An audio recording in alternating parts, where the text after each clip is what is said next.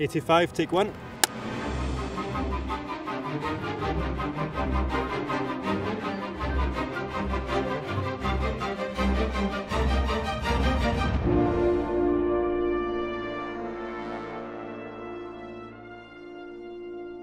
I've always wanted to make a film like Turning Tide. Dave and I talked for years about making a project together. We first met in secondary school and we both shared an interest in filmmaking. I was doing things with models, so I was building model kits and things and filming them in my back garden and my garage and so on to try and, create shots. I think it was 2013 we started seriously talking about making something together. We eventually settled on a World War II era movie, which we thought would give us a lot of scope to tell an intimate story, but also tell it on a grand scale. The main character of the story is a 10-year-old boy called David McKellar. We knew a lot hinged on the casting of David. Quite quickly into the process we met Patrick McLaughlin. Patrick, can you just look straight into the camera and introduce yourself and tell us your age? I am Patrick McLaughlin, I am 10 years old. To audition the kids, we decided we'd see how they'd respond to improvisation. It shows how natural you are as an actor, and Patrick just excelled at that.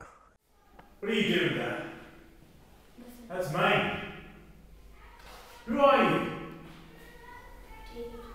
Not only was he a really natural little actor, he didn't come across as performing. He looked like he was really inhabiting the role. When I found out I got the part, I was like over the moon. I was like thinking about the years ahead, how this is kind of like a starting point for me. I could really grow in this. For the mother, we were looking for a very natural performance. Marianne really stood out in the auditions. You've got to start helping me out a wee bit more, you're fading away. We also knew that we wanted someone with quite a good bit of experience because of working with Patrick, who's very new to the game, and so we wanted someone that would have a good bond off-screen as well as on-screen.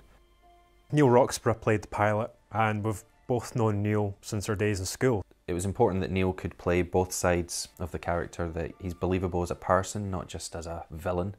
And it was just great having him on set as well, because we go back for such a long time. We didn't have very much in terms of resources and money and so on, so we had to make every penny count. Shooting in Troon was a big help for that. Myself and Dave grew up there, so we know the area really well. There's a lot of architecture that's untouched, so we knew we could get some good locations. The look of the film, we sort of wanted to keep it very natural, keep it very traditional looking, almost like old Hollywood, sunny Californian skies, even though it's shot in the west of Scotland. So we eventually settled on a few days that looked pretty good weather-wise. So we went ahead, we booked the actors, we booked the crew, and we booked all the equipment and paid for it.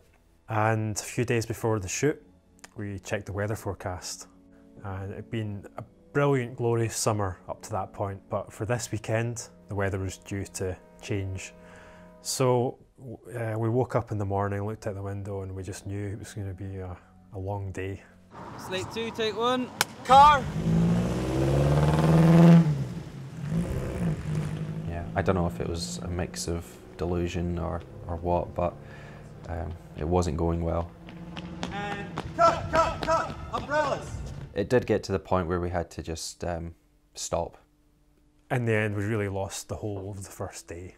Didn't get anything usable. And we moved into the next day, and I think we maybe got about an hour, 2 hours shooting before more rain came. So we quickly had to retreat the crew and all the gear. We called everyone into a room and we essentially had a crisis meeting to decide what we were going to do. We'd lost so much time due to the weather that we just weren't going to get through the schedule. We'd have to look at coming back later that year. We did manage to get the scene involving all the adults. Even that was a real struggle because by that point, although the rain had died down, we had this horrendous wind blowing in which made sound really difficult. I couldn't hear the actors and I don't think they could hardly hear each other. So I just had to trust that they were nailing it in the performances, which they were. Luckily for us, the weather on the last day of shooting was much better than the previous days. So let's just walk that through. So for the fight scene, we just choreographed that. Myself and Andy had a fight. We just set up a camera, just worked out very, very simple few moves. The actors didn't really know what they were doing until the day of filming, where Dave and I kind of demonstrated in front of the whole crew what we wanted the actions to be. And the actors were great, you know, they picked it up really quickly. One of the most difficult aspects of shooting by the rocks and the shore is that your set is essentially underwater for half the day. The tide was coming in, it was up to our ankles at a few points. We had to keep moving the camera and the crew further up the beach. We were right next to the port of where P&O ferry came in. Right off in the distance was this big white ferry just coming towards us. It was a lot faster than we thought it was going to be. It's like, oh, you know, it's miles away. We're fine. We're fine. 5 minutes later, it's like, oh, it's getting pretty close now. And waves coming in. Waves. We gotta move. We gotta move. Out of nowhere, this big wave comes and washes over the set, and there's panic everywhere. Everyone's just grabbing whatever piece of equipment they can find. Right, let's go. Let's go. Let's go. Another month went by before we were able to come back and get everyone back together.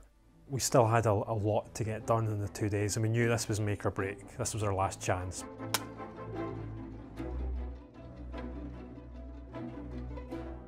We wanted to use whatever simple methods we could to amp up the production value. So one idea we had was using a miniature of a 1940s car and using it as a foreground miniature, which is one of the oldest tricks in the book. It was to have the perfect lighting, you know, to match the scene. And that turned out to be one of the easiest visual effects we would do throughout the whole film. When we finally wrapped the live action shooting, we were in a bit of a tricky situation because we'd thrown so much money into it by this point that there was virtually nothing left in the bank. Nothing in the way of visual effects done, no music, no sound. So our next step from that point was to think about getting some more funding, and we decided to go the route of Kickstarter.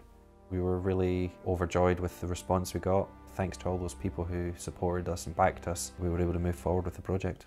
The next thing that we had to move on full steam ahead was the dogfight sequence. The approach we took was to create as much practically as possible. Computer graphics is extremely powerful, and there's really no limits to what you can do, but that generally takes a lot of time, a lot of computer power, and that all costs money. When you shoot a real practical model under real lighting, you get all that stuff in camera straight away. It seemed, on our limited budget, a more sure way of getting realistic results. The next thing we did was basically just get some toy planes and just start playing with the planes in front of the lens. And then from then we were able to make more refined animatics with CG animation. And we had to get our camera movements, our camera angles, our plane animations and maneuvers just perfect. So we had all our animation already done. We wanted to literally swap in miniature footage for the CG planes. The first thing to do was make sure that on our shoot we could get all our angles and our perspectives matched up to the CG. So I went through all the CG projects and measured the heights of the camera, the distances, the angles and so on. Everything was measured in the utmost detail because it all had to match perfectly. We built up this massive database of all the shots which we could then take onto a real on-set location and replicate with the physical models.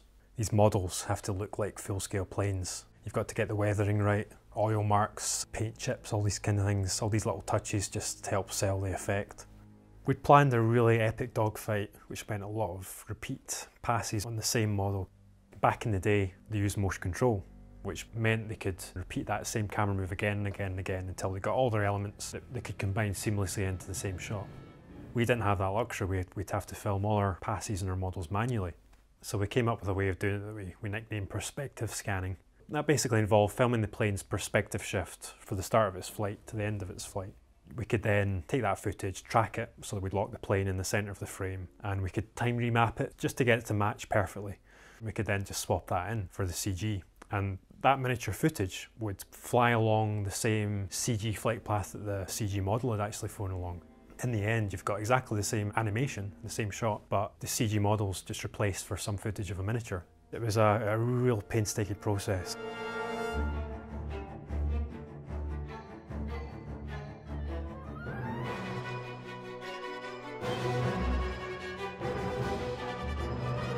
One of the main challenges in getting these planes to look real in the final shot was that we needed the lighting to look natural.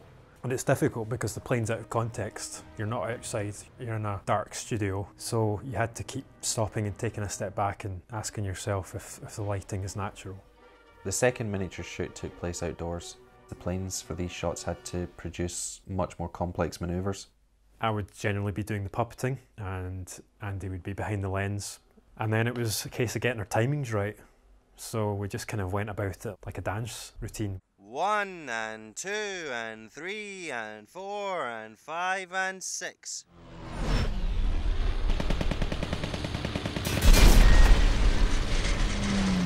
When we wrapped on the final day of shooting in the park, we actually spent the whole rest of the night shooting elements of salt being projected up into the air, which would be used for when the Heinkel dives and crashes into the sea.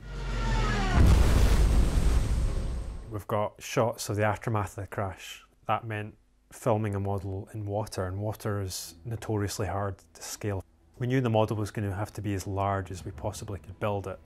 Luckily, most of the model was going to be submerged, and we were only going to see the model from one angle, so I didn't have to bother finishing the model or detailing it from the other side. We ended up finding a place which had a really large lake, but had a section of it that was surrounded by a jetty. The jetty acted as a wave breaker, which meant that we could get very little ripples on the water. When we shot it at 75 frames per second and slowed it down, it just looked like natural waves. We were just sitting at the edge of the water, waiting for the right ripples and the right conditions with the lighting to occur. And when it did, we rolled the camera. So it was a nice shoot, and it was also our final shoot. After nearly 2 years of work, you're finally able to see how well, or how badly, it's all come together. We'd officially rolled cameras just over 3 years prior, so it was finally nice to say that that was it, that was shooting complete. There's quite a few visual effects in the film that you would call invisible effects. We had to do a lot of removal of background people and objects. The exterior of the house posed a few problems. The windows just didn't look right on camera. They were white PVC plastic, so they reflected a lot of light. We actually had to go through frame by frame and replace those windows with a more suitable wooden texture.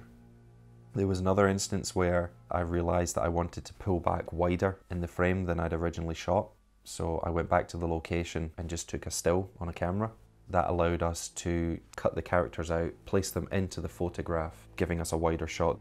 In the end, visual effects were really needed in probably most of the shots in the film, in one way or another. We knew that to create this 1940s world, we had to create a really detailed soundscape. Everything from footsteps to breaths, right down to engine noise and machine gun fire. Jay Price took on the sound for Turning Tide, and to have someone of his calibre was great.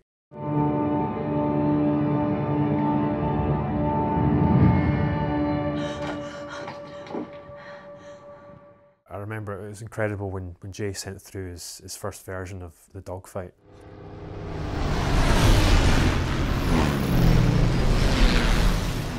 It was, it was transformative, and it really brought the whole scene to life. The film's designed in a very traditional style, so the music had to fit in with that. We wanted to go back to how film scores used to be. We were contacted by an Italian composer called Marco Casconi.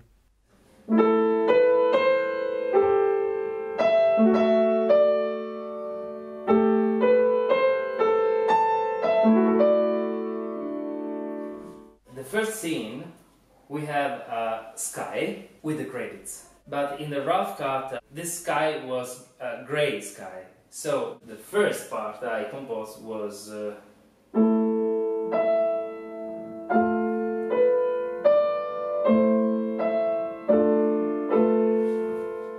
and David and Andrew told me, no Marco, after the color you will have a blue sky.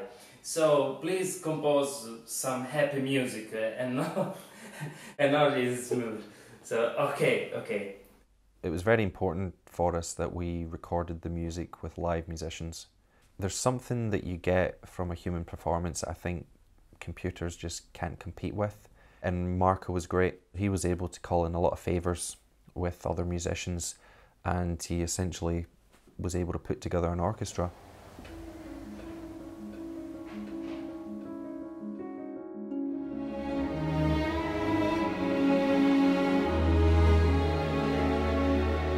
I think one of the most memorable moments from the whole experience was when we received a little video that Marco had taken of the scoring session. That was just a great moment because that was us hearing the score at that point, way beyond what we'd hoped and expected. We really, I don't think, could have been any happier with the final score. I am proud of the way the film has come out. It's been such a long journey, a lot of challenges along the way, lots of things we were learning for the first time, that the fact that we got over the finish line is the thing I'm most happiest about. It's a strange feeling because it's something you've lived with, some you've watched grow gradually. We've met all kinds of different people that have all kinds of different disciplines and talents, and we've learned about their processes. I think for both of us, it was something we always wanted to do, and now it's something we've done.